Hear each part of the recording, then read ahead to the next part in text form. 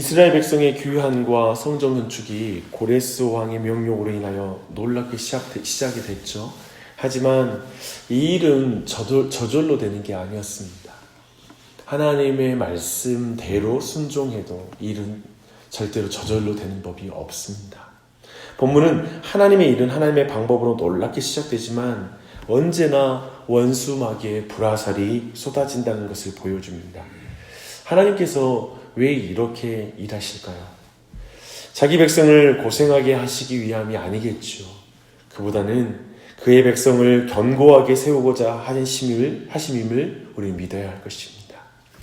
하나님의 목적은 단지 성전을 세우는 것이 아니라 성전 재건의 과업을 통해서 자기 백성을 하나님의 백성으로 빚어가려고 하시는 것이 바로 하나님의 목적인 것을 우리는 기억해야 됩니다.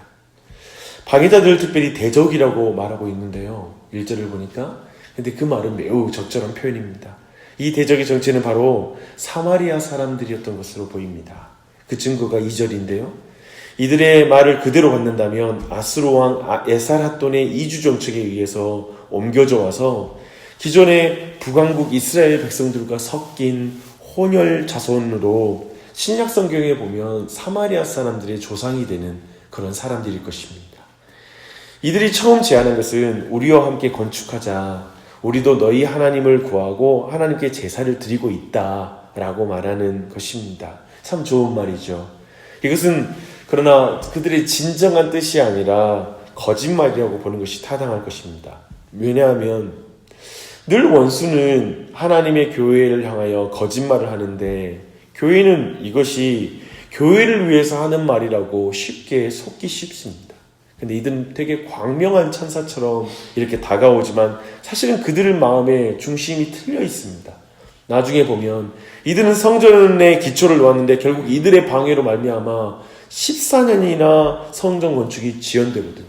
그들이 진짜 하나님의 예배가 회복되길 원했다면 그렇게까지 방해해서는 안 되겠죠. 그래서 그 의도가 깊이 보입니다. 결국 다리오 1세에 가서야 성전 재건이 완성되는 것을 볼 수 있습니다. 이들이 얼마나 끈질기게 일을 방해했는지는 5절과 6절에 굉장히 자세하게 나와 있어요.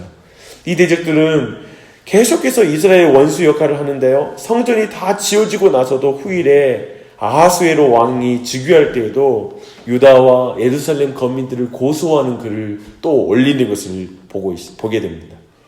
이들은 여기에 더하여 아닥사스다 왕 때 느헤미야가 성벽을 재건하는 일을 할 때에도 동일하게 방해하는 역할을 맡게 됩니다. 본문에는 그들의 이름이 특별히 언급되고 있어요. 8절부터 10절 보면 그들이 왕에게 올린 고소문이 또 11절에서 16절까지 또 나와 있습니다. 이로써 에스라는 역사적으로 성전 건축 때뿐 아니라 하나님의 백성의 모든 역사를 항상 방해하는 원수가 있었다는 사실을 우리에게 알려주고 있습니다. 이들의 고소는 모든 악한 개교와 모든 거짓된 내용들로 가득 차 있습니다. 결국 이들의 조서는 받아들여져서 강제적으로 성벽 재건의 역사가 중지되게 됩니다. 24절에서 본문은 다시 성전 건축의 본론으로 돌아오는데요. 원수들의 방해는 성전의 기초를 놓은 상태에서 다리오 왕 제2년까지 공사를 중단하게 만들었습니다. 원수들의 방해는 일단 성공한 것입니다. 귀환한 백성들은 사실 자신들의 할 일, 곧 사명을 분명하게 알았고 그 일을 실천했던 것을 어제 우리가 볼 수가 있었습니다. 그러나 대적들은 그들을 가만히 앉아서 보고만 있지는 않습니다. 예배의 회복을 위해서 나아갈 때 대적들이 가만히 있지를 않아요. 오늘날 한국교회가 많이 무너졌다고 하는데 이 땅의 교회를 바르게 세워 다시 재건하는 일을 행한다면 그 일을 원수들은 가만히 보고 있지 않습니다. 대적과 원수를 분별하고 대적해야 됩니다. 참된 교회가 세워지는 것은 성도들이 마음만 먹는 것으로는 되지 않습니다. 본문은 원수들의 공격이 쉴 새 없이 계속될 것이라는 사실에 경각심을 가져야 합니다. 우리가 하나님의 일을 제대로 하려고 하면 할수록 성경적인 교회를 세우려고만 하면 할수록 원수들의 공격은 결코 쉬지 않을 것입니다. 그것은 성전 재건의 역사의 기초는 놨는데 쉽게 말하여 교회를 개척해서 시작을 했는데 원수들의 온갖 음해와 거짓말에 의해서 14년 동안 중단되었던 것처럼 긴 세월 동안 교회가 힘을 내어서 일어설 수가 없는 것이죠. 그런 일이 있을 수 있어요. 문제는 원수가 마귀의 본래의 모습으로 오는 게 아니에요. 광명한 천사의 모습으로 접근한다는 거예요. 다 이게 교회의 협력자처럼 등장한다는 거예요. 하나님의 교회의 참된 성도들은 그것을 분별해내야 돼요. 그리고 분별하지 못하면 결국 교회는 깨어지고 나눠지게 되는 것입니다. 그리고 원수를 정확히 분별하기까지는 결국 원수와 싸울 수가 없어요. 그래서 참 우리가 분별할 건 뭐냐면 사실 우리의 진짜 원수는 마귀 원수입니다. 그래서 정말 대적들이 있다는 사실을 기억하고 서로를 위해서 기도하고 온 교회가 더욱더 그 마귀와의 싸움이지 혈과 육의 싸움이 아닌 것을 늘 기억해야 될 것입니다. 원수가 매일 매 순간 공격해왔고 또 하고 있으면 할 것이란 그 사실을 기억할 때 우리는 매 순간 무릎을 꿇지 않을 수가 없어요. 원수는 잠자지 않는다고 말합니다. 원수는 잠들지 않아요. 그러나 우리를 지키시는 분도 잠들지 않죠. 그분을 의지해요. 기도해야 될 줄 믿습니다. 사마리아 사람들의 반대로 말미암아 중단된 성전 재건의 역사는 중단된 지 14년의 세월을 두고 그대로 흘러가요. 이때 스룹바벨이 죽었느냐? 예수아라는 제사장이 죽었느냐? 아니에요. 그들이 살아있어요. 근데 14년 동안 손을 놓고 있습니다. 짧지 않은 세월이 사명을 잃어버린 채 흘러가면서 유다 백성들의 삶에 자기 중심적 삶으로 흘렀을 것을 우리는 당연히 짐작할 수가 있습니다. 그저 자신들의 삶의 행복을 추구하기에 여념이 없는 삶을 살게 된 것이죠.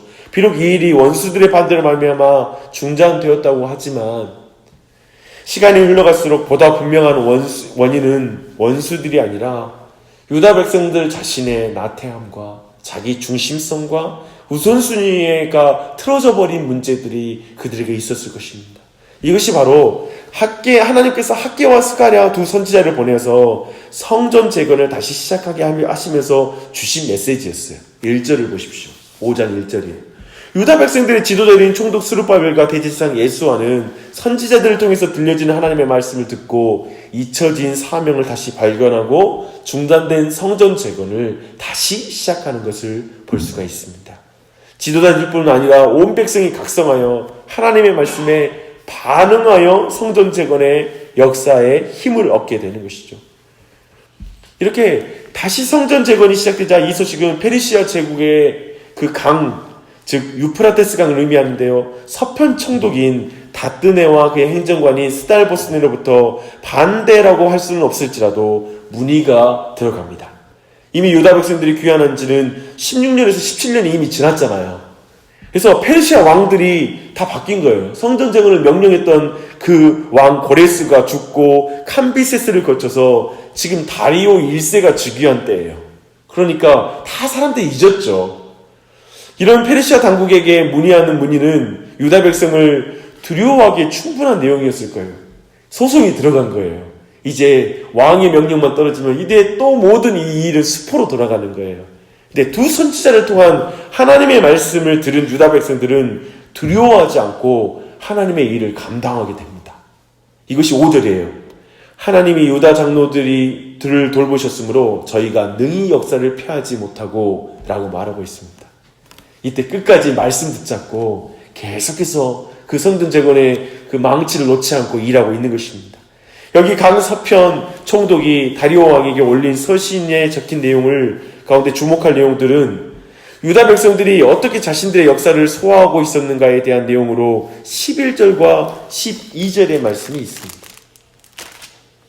그들이 유다에게 대답하여 이르기를 우리는 천지의 하나님의 종이라 예전에 건축되었던 성전을 우리가 다시 건축하노라. 이는 본래 이스라엘의 큰 왕이 건축하여 완공한 것이었으나 우리 조상들이 하늘에 계신 하나님을 노엽게 하였으므로 하나님이 그들을 갈대아 사람 바벨론 왕 느부갓네살의 손에 넘기심에 그가 이 성전을 헐며 이 백성을 사로잡아 백성으로 바벨론으로 옮겼더니 라고 말하고 있습니다.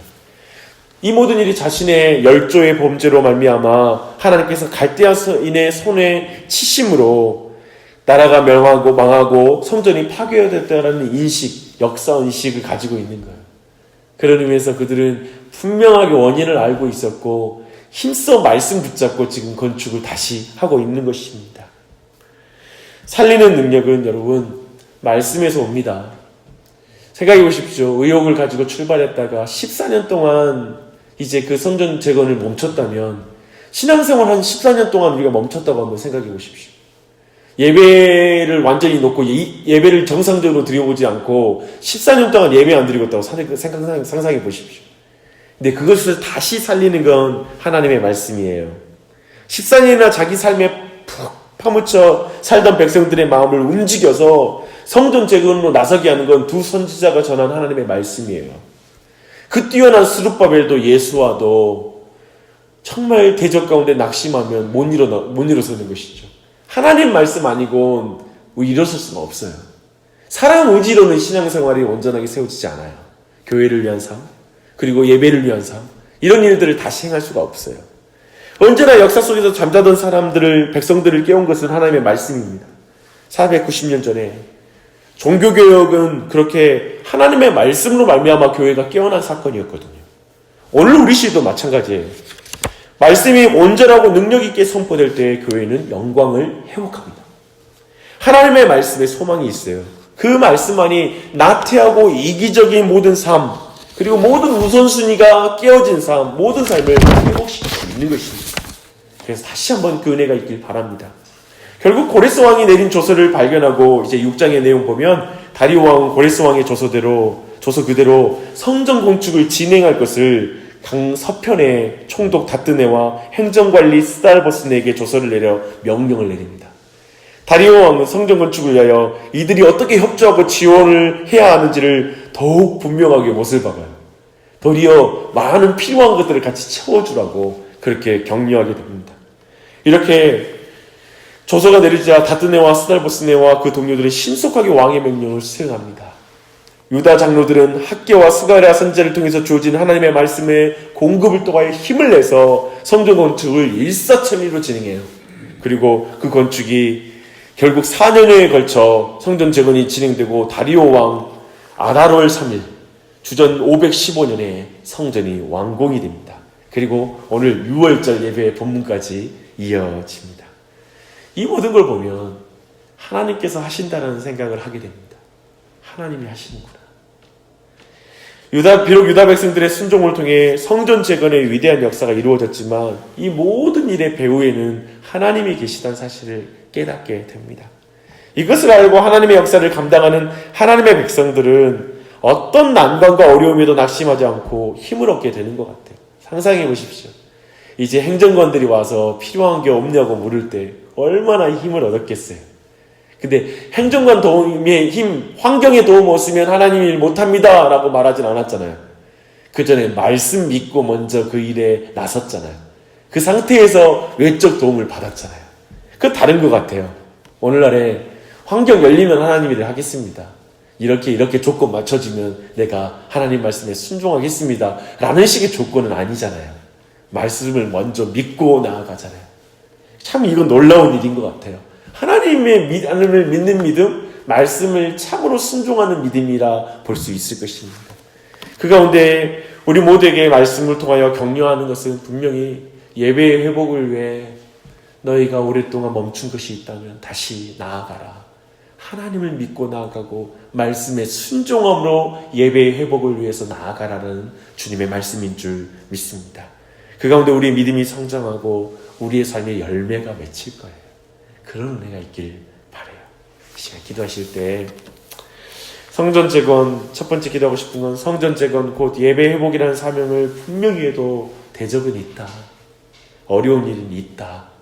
또 사단은 광명한 천사처럼 우리를 유혹한다. 유혹이 통하지 않으면 우리를 위협한다 라는 사실을 깨닫게 돼요. 우리가 모두 그런 상황이 혹시 여러분이 있다라면 또 정말 여러분의 신앙을 세우고 예배를 세우고 싶은데 여러 가지 어려운 일이 닥치고 있다면 이 시간 기도하실 때 주님의 보호하심을 간구하십시다. 그리고 무릎 꿇는 믿음이 될 수 있도록 기도하시게요. 하나님 앞에 엎드리고 주님께 간구하는 믿음이 우리에게 있도록, 그리고 다시 회복되는 것은 말씀을 통해서 된다라는 사실을 기억하고 혹시 낙심하고 그리고 넘어진 사람이 있다면 말씀으로 세워달라고 좀 기도하면 좋겠습니다. 여러분의 가정 안에 그리고 교회 안에 말씀으로 좀 예배가 회복되어야 되는 사람들을 위해서 같이 기도해 주십시오. 또 이 모든 싸움의 배후에 이 시기에 기도할 텐데요. 기도는 배후에 하나님이 계신 걸 믿고 기도하는 거예요. 그래서 이 기도 들으시는 분이 주님이시다라고 믿고 간구하는 이 아침이 되셨으면 좋겠어요. 그리고 오늘 저녁에 특별히 교회에 기도회가 있기 때문에 함께 이 일을 위해서 또한 오늘 이 내용을 가지고 기도할 거거든요.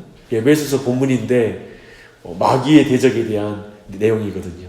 동일한 내용이더라고요. 이 내용을 가지고 기도할 것입니다.